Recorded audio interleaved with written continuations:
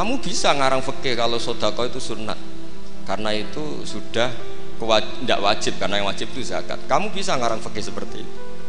Tapi kalau dalam tadbiki tidak bisa. Misalnya saya orang soleh hidup di tengah kota, atau orang soleh hidup di pedalaman, terus saya medit mentang-mentang sudah zakat, nggak pernah sedekah.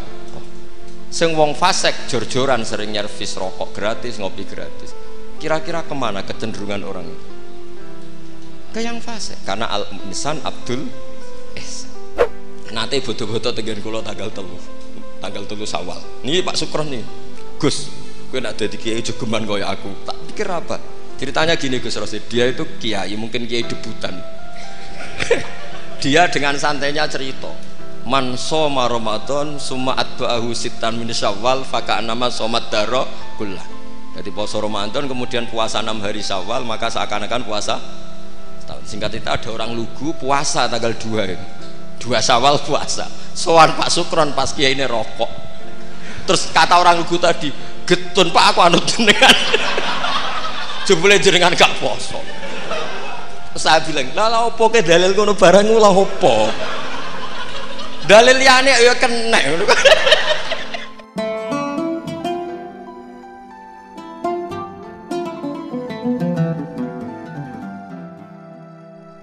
Assalamualaikum warahmatullahi wabarakatuh. Bismillahirrahmanirrahim. Rabbi shrah li sadri wa yassir li amri wahlul 'uqdatam min lisani yafqahu qawli. Allahumma shalli wa sallim ala habibika Mustafa Muhammadin wa ala alihi wa sahbihi asma'in. Nama ba'du. Ingkang sangat kula hormati Kiai Haji Rosid bin Abdul Ubab bin Maimun Zubair. Seteng mriki wonten kanca-kanca alumni, wonten Kiai Manan, wonten Kiai Sulhan, wonten Pak Sukron, Pak Mukhlisin, sedanten Kiai Abdul Jalil, Kiai Muslihan, wonten Gus Soba, sedanten ingkang kula hormati. Ini mboten niat diskriminasi, tapi niki prioritas santri sarang. Nanti kula ngaji serius 20 menit. Niki kula seneng jejer Pak sinten Sukron. Niki Haji Nerian sareng Mbah Mun. Dia alumni yang pernah menyombongi Mbah Mun. Pertama beliau rawuh haji dolan tengen kula. Gus, Mbah Mun bae kula jebule terkenal kula teng Mekah. Kok saged? Karena tiap wong Mekah ketemu kancane Sukron.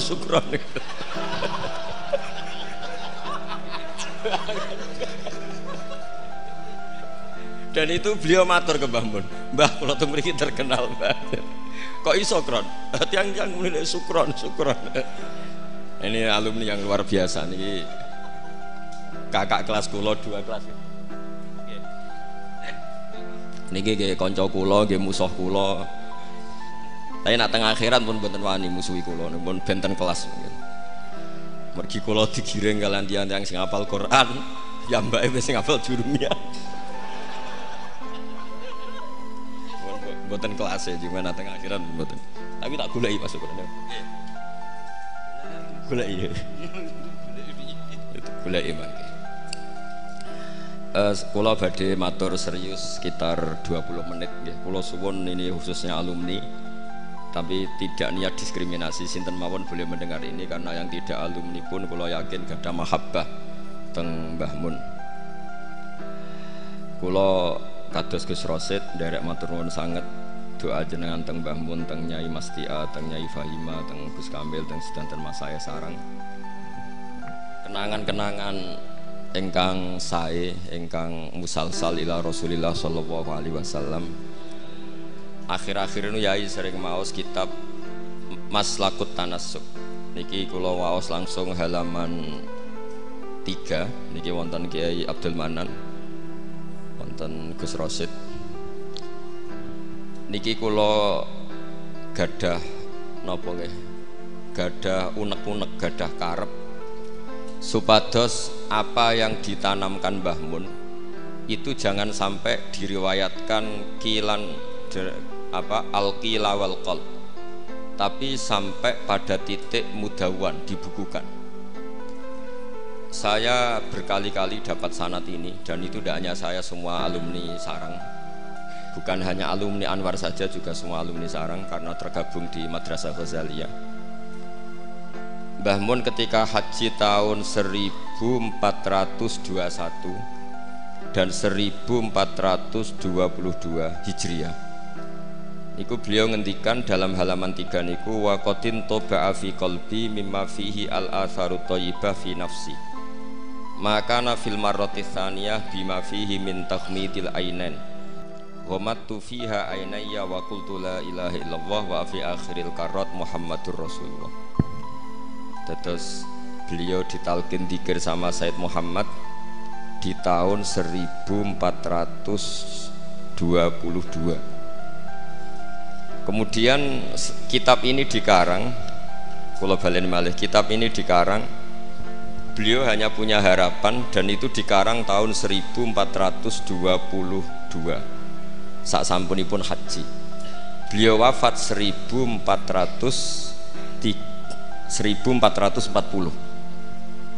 Dados terpaut pinten tahun niku? 8 tahun ya. Pinten 18 ya? 18 tahun. Niki kula waos nggih, betapa yang diinginkan beliau itu kesampaian. Dari tahun pinten 1420 sama 21 ya, sama 22 terus beliau wafat 1440. Terpaut pinten 18 ya, 18 tahun. Beliau ngendikan kula maknani nggih. Niki yang sakral 20 menit. Asal Maulal Karim teng halaman 17. Saya tadi hanya sengaja bawa 7 itu angka kesayangan Mbah Mun juga karena ngikuti Quran dan hadis selalu pakai simbol angka 7. Asal Maulal Karim. Asa menawa-menawa sapa al Maulal Karim, Allah zat sing lomo iku ayasma'a. Menawa-menawa ayasma'a yen to ngumpulna sapa Allah taala, yen to ngumpulna sapa Allah taala nafsi ma'a hamalatil ilm. Di saya ngarang ini semoga Allah mengumpulkan saya, kata Mbah Mun, ma'a hamalatil ilmi sertane wong-wong sing gawa ilmu min ulama'i hadhil ummah, saking ulama'i hadhil ummah, wabil akhossi lan klan khusus ulama ahlil bait utawa ulama'i ahlil baiti ayyaj ma'a nafsi ma'a ulama'i ahlil bait.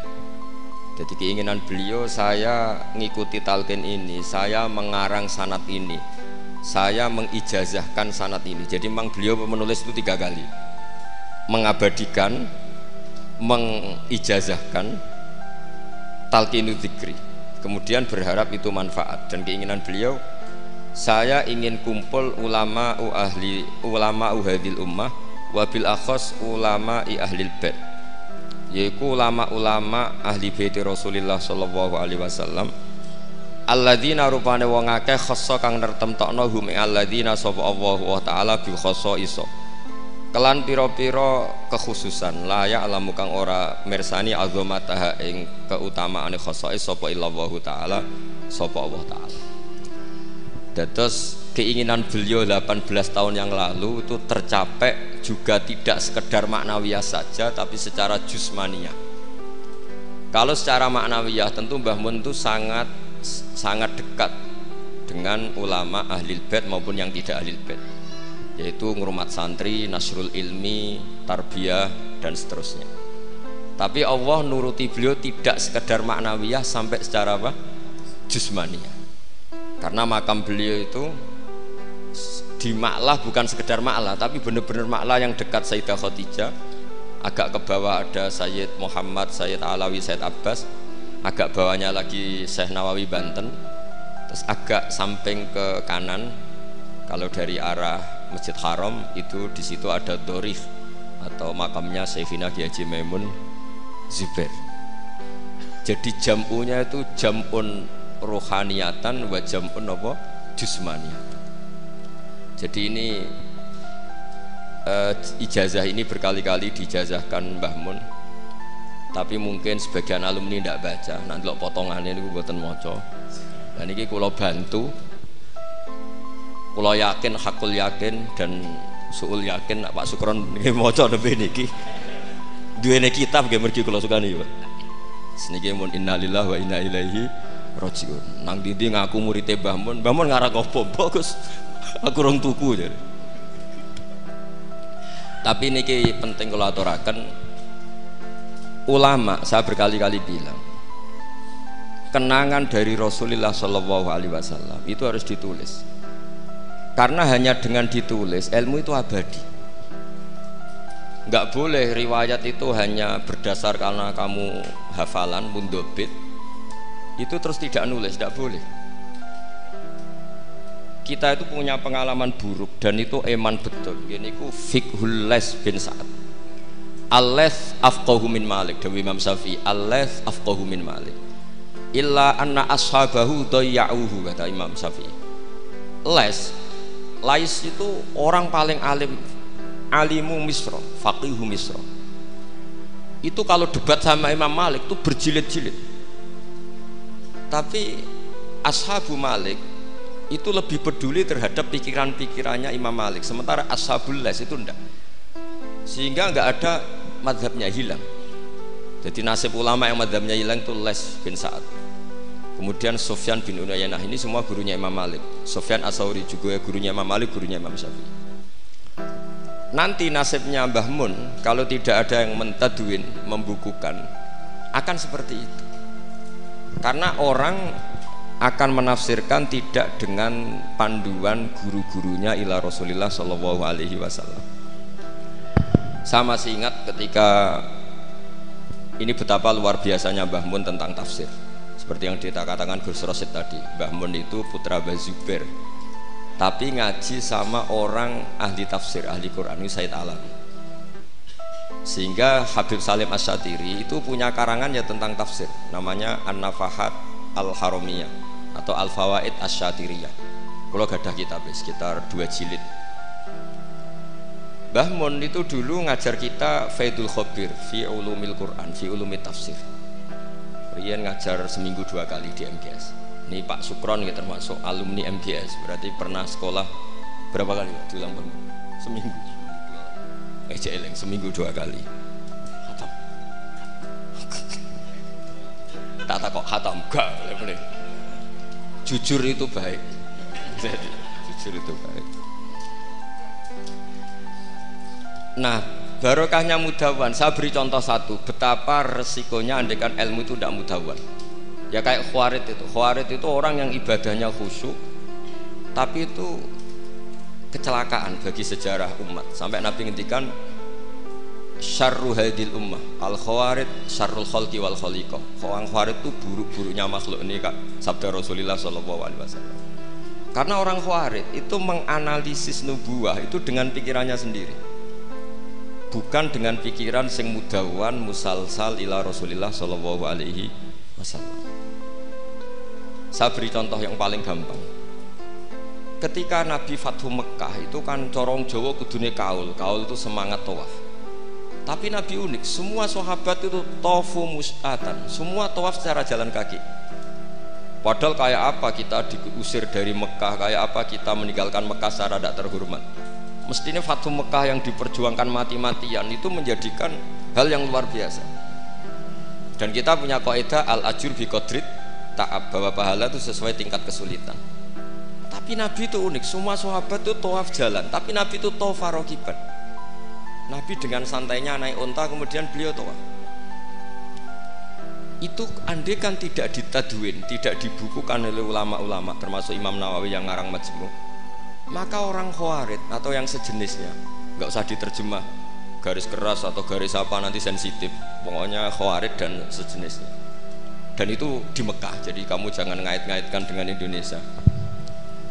Itu mesti menafsirkan kok enak Nabi lengas-lengas numpak unta sing liyane melaku. Tapi barokahnya tafsiran ulama itu dibukukan.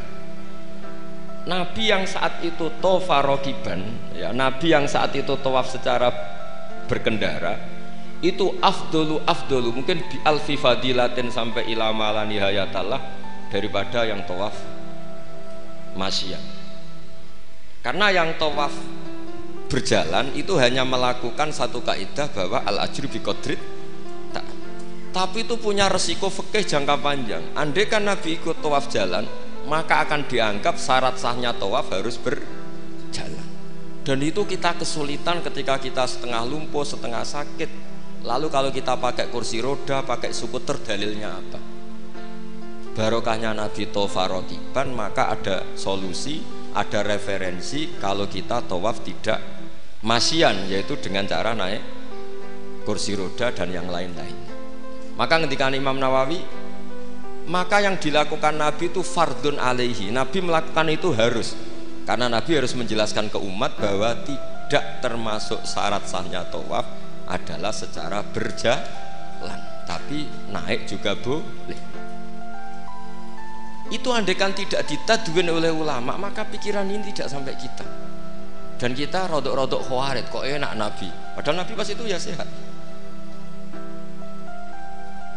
Nah sama, ketika Mbah Mun ngersakno Gus Yasin jadi wakil gubernur, juga abahnya Gus Rosid ini Gus Subab kerso jadi DPR RI, Gus Kamil ya ketua DPR Rembang. Itu maka menjadi fikih bahwa ulama itu tidak harus berhadapan-hadapan dengan negara. Buktinya orang sekali Mbah Mun, putrane diminta disuruh mengkhidmati negara, sehingga harus menjadi tradisi besar bahwa ulama dan umarok tidak harus berbenturan. Bukan masalah menangkal, coba kalau itu tidak ada rawinya, paling golek gaji, paling golek duit, nah, itu kan ruwet. Itu tafsiran khawarit itu. Jadi saya itu punya sanad mutasil, saya berkali-kali ketemu abahnya Gus Rosid, beliau juga guru saya, Gus Subab, semuanya. Itu ketika beliau menolak, itu Mbah Mun maksa. Gus Kamil dulu pertama disuruh jadi DPR ya menolak, sampai pernah transit di dalam saya di Jogja itu 3 hari. Dan Mbah Mun akhirnya sampai duka harus mau. Tapi lama-lama kita tahu bahwa beliau ingin menyelamatkan Indonesia, bahwa Indonesia nggak perlu dipertentangkan antara ulama dan umat. Nah, itu harus terus. Karena kalau kita ingin versi tertentu, pasti Indonesia itu chaos. Chaos itu ya chaos lah. Huru hara, kalau huru hara terjadi safkut dima, pengaliran darah, yang dosa kita. Makanya Mbah Mun sering cerita ke kita, saya tidak pernah bilang saya, ke kita, semua santrinya levelnya sama, karena sama-sama dengar. Bedanya lali beeling gitu, ambek paham sama tidak paham gitu, dok. Sebetulnya saya ingin bilang saya, karena saya berkali-kali khossoni bidzalika syekhuna, tapi kita semua sama-sama mutawatir sama. Fiqhus siyasah atau fiqhul imamah atau fiqhul khilafah, terserahlah bahasa sampean, itu juga harus diwariskan. Sehingga dulu sampean tak ceritanya, dulu yang semi-semi khawarij itu ya sudah banyak. Wah Nabi itu harus ngomong akhirat terus, masa Nabi jabat. Oke, dari segi jabatan itu duniawi, kesannya buruk karena jabatan itu duniawi. Tapi kalau dibalik, atardo ayyaku nasolihu tahta yadidz zalim. Kue ridho kalau orang-orang yang gak sholat, gak cewek, gak istinja mimpin wong soleh. Mesti harus dibalik, harus membolehkan orang soleh yang mimpin orang zalim. Jangan dibalik, wong soleh bokon yang masjid kabeh wiridan kabeh dipimpin wong zalim hanya karena kamu mengharamkan politik. Jadi orang tuh harus ngerti. Makanya ketika beberapa nabi itu harus kita tahu, ada nabi yang ngaji terus kayak Nabi Yahya, Nabi Isa. Ada yang nabi yang seumur-umur itu jabat kayak Nabi Dawud, Nabi Sulaiman. Kamu boleh meniru Nabi Dawud, Sulaiman jabat, tapi nggak boleh meniru istrinya 1000. Itu 4 saja masalah kita. Sitok wis kudu pegatan ya gitu, rai-rai gak meyakinkan ini 1 aja sudah. Tapi itu tidak saya loh. Jadi sampai Allah menurunkan ayat am yahsuduna nasa ala ma atahum wa hum min fadli faqad ataina ala Ibrahim alkitaba wal hikmata wa atainahum mulkan azim. Jadi ada orang-orang soleh yang oleh Allah disebut bahwa mereka itu jabat. Gini ku alu Ibrahim. Ada banyaklah orang-orang soleh yang jabat. Mereka adalah orang-orang yang tak kasih kitab, tak kasih hikmah, tapi ya wa atainahum mulkan. Ketika Mbah Hasyim di putra Gus Wahid jabat, dulu Mbah Wahab Hasbuwah di anak Gus Wahib juga jabat. Mbah Mun punya putra Gus Bab, abahnya Gus Rosid dulu ya di DPR RI, Gus Yasin wakil gubernur. Ini kita sebagai muridnya Mbah Mun bukan melihat urusan jabatan, urusan bahwa kita ikut berbakti sama negara. Makanya ketika Mbah Mun kapundhut hari Selasa tanggal 5 Dzulhijjah, Itu saya masih ingat betul ketika itu saya di dalam, ada Gus Subab, ada Gus Naji, ada Gus Kamil, ada semua lah. Itu mereka itu kelihatan apa ya, masih nggak sadar kalau abahnya wafat, kelihatan senang. Senangnya itu karena mereka menyaksikan betapa yang diinginkan Mbah Mun itu kesampaian. Beliau-beliau ini cerita, Mbah Mun itu cerita gini, Cung, aku nak mati Jumat berarti aku wali, nak mati Selasa aku ya wong alim. Jadi berarti beliau itu milih jadi orang alim. Jadi dia rileks. Terus ada beberapa apa ya, uang lah atau apalah, kata beliau sama Gus Subab, bilang ke Gus Subab, bab ya aku nak teko balekno, nak ra teko bagi ning anak-anak. Jadi semua dipersiapkan. Sebegitu mudah beliau melihat kematian, melihat kabundut, melihat seringan itu. Karena kerinduan seorang wali atau orang soleh kepada Allah itu rindu sekali. Dan ini kita harus punya riwayat, dan itu menjadi fikih besar. Nggak boleh kamu pakai fikih khawarid. Kiai kok jabat, kiai kok kedonyan. Misalnya ono kiai wong soleh ora oleh kedonyan, terus saiki wong salat buruwe wong ra salat, kowe rido? Wong salat buruwe wong ora salat. Mergo sing salat mbok kon melarat. Dadi nak fikih aja fikih khawarid. Fikih sing bener maca majmu', nak ra iso maca jerone maca judule. Ya tenan enak. Mungkin Pak Don ini Pak Sukron, karena dia di Mekah lebih terkenal ketimbang Mbah Mun katanya. Itu Mbah Mun sampai tertawa-tawa. Mbah jebule jenengan mriki terkenal kula. Kok iso kron? Lah niku tiyang tenggal dalam ini Sukron. Ya jadi Mbah Mun punya murid ya macam-macam. Ada yang kayak saya, ada yang kayak Pak Sukron. Makanya saya pertama datang, Sukron dikur, dereng enten. Teluk, nak agak teko agak gelem isi. Terus datang. Tadi bisi saya, Gus aku difoto, nak raja jerjeran gak difoto. Terus saya bilang gini, saya itu kalau di mana-mana sering jejer wong putih, lagi ki jejer wong ireng. Semoga ini kafarohnya saya jejer wong putih-putih. Jadi saya teruskan lagi ya, harus selalu ada riwayat. Makanya saya alhamdulillah pernah diminta Gus Subab, itu ya guru saya, beliau baca manhajnya fikihnya Mbah Mun di acara kesekian harinya Mbah Mun wafat. Karena saya masih ingat betul ketika di Medina saya sering digandeng Mbah Mun. Hak Sholahuddin Al-Ayyubi nganti pintere ngono iku jarene mergo murid Imam Ghazali. Tapi jarene hak muridé putu murid. Terus saya bilang putu murid ya impun nate kula hitung nak murid mboten pas, mboten tok wektune. Yes putu murid. Karena saya pernah di masjidnya Sholahuddin Al-Ayyubi di mimbarnya. Itu futuhatnya itu sekitar 815. Jadi kalau tak hitung Imam Ghazali lahir 450, wafat 505, kayaknya mboten menangi. Yo ya senak ngono putu murid. Itu beliau punya konsep mengalahkan pasukan salib. Itu yang dipakai itu kitab Ihya. Itu singkat cerita beliau nyuruh, "Jaiku goleki hak." Tak cari ya. Ketemu terus tak tasihkan beliau, ya iku sing tak maksud ya iku. Itu Imam Ghazali begitu fasih cerita tentang penyusunan kekuatan. Dan itu logikanya sederhana sekali, dari sesuatu yang jibillah, yang normal. Misalnya begini ya, al-insan abdul ihsan. Bahwa manusia itu pasti menjadi budaknya kebaikan. Hitung saja sekarang misalnya begini, kita jadi orang soleh, meditera karuan, gremengan sinis. Yang ini orang fasik, senyum, lomo, apian. Kira-kira orang netral itu kalau jagungan ke kamu apa ke sini? Yang lomo, yang nyaman kan? Sehingga orang boleh mengatakan ketika ngarang fikih, senyum itu sunat di karangan fikih. Tapi di aplikasi nyata tidak bisa.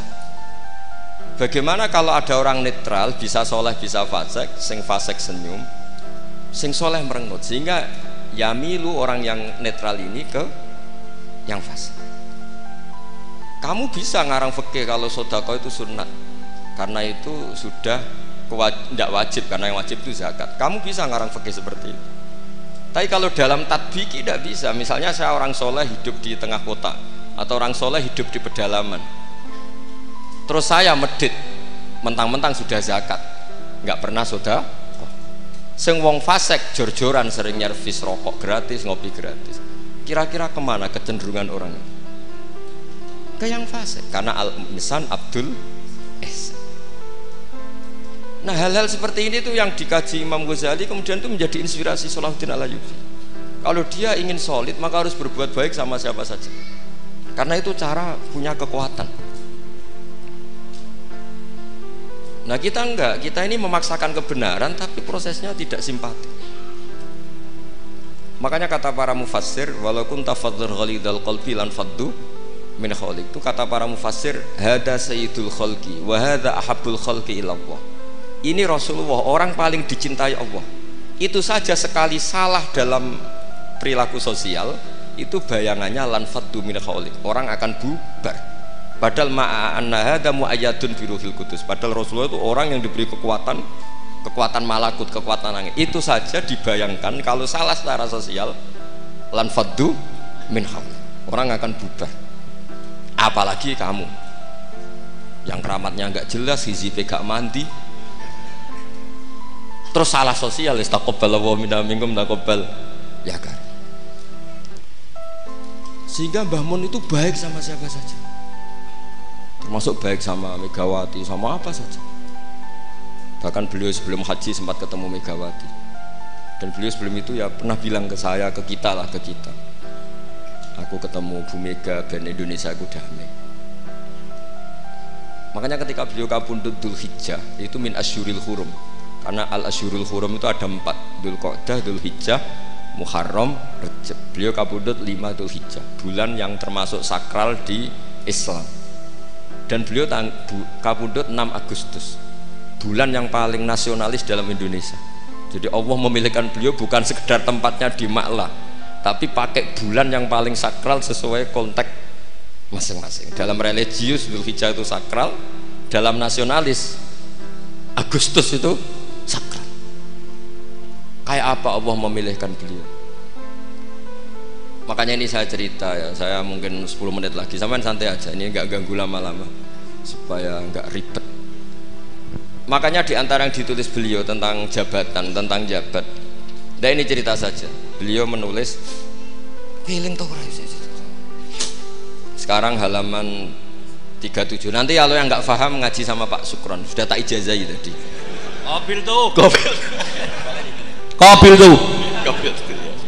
jadi nanti yang enggak paham, iya itu nanti kok jebolin apa? Kok jaluk deh ora serang gak oleh dijaluk ya sudah sah nggih sah ini konco kula mulai teng sarang ngantos nate bodo-bodo tenggen kula tanggal 3 Syawal ini Pak Sukron nih, Gus kowe nek dadi kiai jogeman kaya aku, tak pikir apa ceritanya gini Gus Rosid, dia itu kiai, mungkin kiai debutan. Dia dengan santainya cerita, man soma Ramadan summa atba'ahu sittan min Syawal faka'annama somat daro kullah. Jadi puasa Ramadan kemudian puasa 6 hari Syawal, maka seakan-akan puasa setahun. Singkat cerita ada orang lugu puasa tanggal 2 Syawal puasa. Sowan Pak Sukron pas kiai ini rokok. Terus kata orang lugu tadi, getun Pak aku anut jenengan. Jebule jenengan gak poso. Saya bilang, lah opo ke dalil kono barang lah opo? Dalil liyane ya kena. Tapi itu kearifan, menurut saya dia cerita itu kearifan. Maka ini warning ya, siapapun yang ngiyai jangan dalil sesuatu sing ra iso nglakoni. Ora lho ini ilmiah gak apa-apa. Lho kula lah ya ora pati wani dalil sing ngoten-ngoten ora wani, mergo wis wong santri sarang piye, ora usah dirakat piye. Mun ping 6. Piye? Tak apa ping 6. Piye dari bapak? Setahun baru. Memang ini didikan sarang yang keterusan. Mbah Mun itu kan mengharamkan santri tirakat. Iya. Piye santri ora usah tirakat. Santri sarang ora usah tirakat. Mondok sarang tok iku wis tirakat. Lha piye banyune wasin? Kadang ape ning WC ya iku ning lembak-lembak. Wis banyu asin nggone sesekan ra di dhuweke wis suwara tenan ngono. Jadi ra usah tirakat itu wis istirahat. Jadi saya ulang lagi ya, al-fiqhu, fikih itu harus mudawwan. Saya yang sudah kecelok alim saja itu sering nggak tahu kalau itu tidak ditulis oleh ulama-ulama kita. Kayak tadi, kenapa Nabi tofa rokiban, padahal Nabi juga yang mengajari al-ajru bi qadrit ta'ab. Andai kan Nabi tidak tofa rokiban, maka kita akan kesulitan nyari referensi bagaimana hukumnya tawaf pakai kursi roda. Barokahnya mudawwan dianalisis oleh Imam Nawawi dan seterusnya bahwa Nabi tofa rokiban adalah wajib bagi beliau untuk memberi pelajaran bahwa itu sah. Coba kalau nggak ada penjelasan itu, mungkin orang menduga-duga Nabi ku piye dipek menangi dewi, khawarit sama nanti pikirannya. Dan itu harus ada yang mudawwan. Sama seperti Nabi Dawud, Nabi yang jabat, Nabi Sulaiman, Nabi yang jabat, supaya jabatan itu tidak tunafis solahiyah, bahwa jabat itu tidak berlawanan dengan kesolehan. Katanya banyak orang soleh yang jabat, tentu yang tidak jabat lebih banyak. Isra tak belo, Pak Sukron ya soleh tapi bukan jabat, cuma soleh sampai kuat ngantek kapan ya ora roh. Nah sini yang halaman ini terakhir, masih 7 menit, 37. Hada summa idza nazarna ilal adarisan. Kula waca bismillahirrahmanirrahim. Wal mamlakatani al ukhrayani allatani mazalata qaimataini ilal yaum ani al mamlakatal hasyimiyah al urduniyah wa mamlakatal maghrib tawallahuma al hasaniyuna aidan. Artinya Mbah Mun cerita bahwa banyak orang-orang soleh bahkan min dzurriyyati Rasulullah sallallahu alaihi wasallam dan mereka jabat jadi raja, yaitu pasnya di Maroko adalah rajanya Al-Hasani, apa? Hasani. Juga di Ordon, di Jordan itu rajanya Al-Hasani. Intinya Mbah Mun mau ngendikan kamu jangan anti jabatan. Banyak orang-orang soleh yang jabat, bahkan bukan sekedar soleh tapi itratu Rasulillah, al-itra at-tahira, itratu Rasulillah sallallahu alaihi wasallam. Ini dan beliau menulis itu. Wal mamlakatani al ukhrayani allatani mazalata qaimatain ilal yaum ani al mamlakatal hasyimiyah al ordoniyah wa mamlakatal maghrib tawallahuma al hasaniyah itu. Hada tsumma idza nadzarna ilal adarisah. Adarisah itu Sayyid Idris. Sayyid Idris itu al Hasani ya. Jadi al Hasani yang paling populer di Maroko namanya apa? Al Idris. Makanya disebut adarisah. Yang dzurriyyahnya al Idris disebut apa? Adarisah. Kayak yang bermadzhab Hambali disebut Hanabilah. Summa idza nazarna ilal adarisa wajadna anna ba'dhum minhum wasalu ila sultanah war riyasah. Faqad sabaqa an assasa Sayyid Idris bin Abdillah daulatan azimatan fil Maghrib wa nudiya bis Sayyid Muhammad As-Sanusi malikan ala Libya. Jadi ini ya saya mau cerita Mbah Mun itu satu khazanah besar, melahirkan murid-murid yang alim alamah ya banyak sekali nggak bisa dihitung. Melahirkan murid yang bahkan putra yang cakap politik banyak. Siapa yang nggak ngaku alimnya Gus Najih? Siapa yang nggak ngakui fleksibelnya Gus Subab di jabatan Gus Kamil?